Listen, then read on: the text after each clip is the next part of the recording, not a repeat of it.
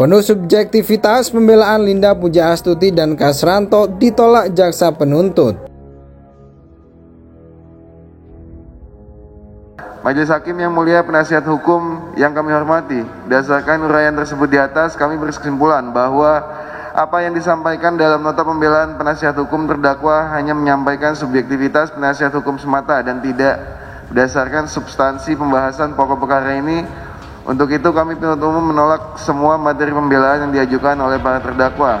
Saksi menyatakan bahwa proses penyidikan tidak objektif karena hanya berdasarkan pada hasil laboratorium digital forensik sebelum tanggal 24 September 2022. Setelah 24 September 2022 tidak dilakukan balancing di situ.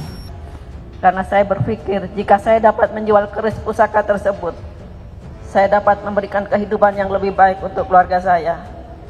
Tapi ternyata balasan dari pesan singkat itu, beliau meminta saya untuk mencarikan lawan narkoba tersebut. Bahkan beliau menginginkan pembeli untuk dapat bertransaksi di daerah Sumatera Barat. Berdasarkan uraian tersebut di atas, kami berkesimpulan bahwa apa yang disampaikan dalam nota pembelaan penasihat hukum terdakwa adalah semata-mata subjektif penasihat hukum yang dibangun dari asumsi. Untuk itu kami menolak semua materi pembelaan yang diajukan oleh terdakwa melalui penasihat hukumnya, dan kami penuntut umum menyatakan tetap pada tuntutan yang sudah dibacakan pada hari Senin tanggal 27 Maret 2023 yang lalu. Menurut Undang-Undang ITE pasal 5 dan 6, suatu chatting digital forensik tersebut harus di digital forensik dulu secara utuh, baru kemudian itulah yang ditunjukkan kepada para saksi fakta untuk diminta tanggapannya. Dalam kasus ini tidak ada satupun saksi fakta yang ditunjukkan digital forensik dari chatting tersebut secara keseluruhan. Yang ada hanyalah satu chatting di screenshot, bahkan sidik jari dari penyidik kelihatan, itu ditanyakan kepada saksi, dan menurut semua ahli di sini, ada 2 ahli undang-undang ITE, ada 2 ahli hukum pidana menyatakan itu tidak sah. Kronologi awal saya terlibat perkara ini berawal dari tanggal 23 Juni 2022. Saya mendapat chat dari saudari Linda perihal sabu dari Padang milik Jenderal. Saudari Linda minta tolong dicarikan pembeli. Sebetulnya saat itu saya merasa bingung. Terdakwa kasus peredaran narkoba Linda Pujastuti dan mantan Kapolsek Kalibaru Kasranto mendengarkan sidang pembacaan replik usai menyampaikan nota pembelaan. JPU menolak pledoi atau nota pembelaan keduanya karena penuh unsur subjektivitas. Nota pembelaan atau pledoi dari Linda Pujastuti ditolak oleh jaksa penuntut umum. Menurut jaksa, pledoi Linda hanya berisikan subjektivitas, bukan pembelaan mengenai dakwaan yang dilayangkan kepada dirinya.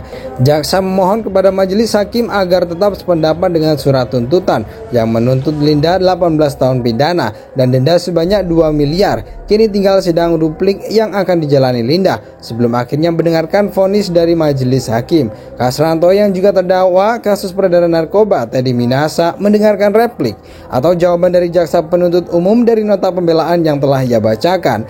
Sama dengan Linda Pujastuti, pembelaan mantan Kapolsek Kalibaru itu dinilai bersifat subjektif dan berani mengambil tindakan pidana narkoba karena barang tersebut milik jenderal.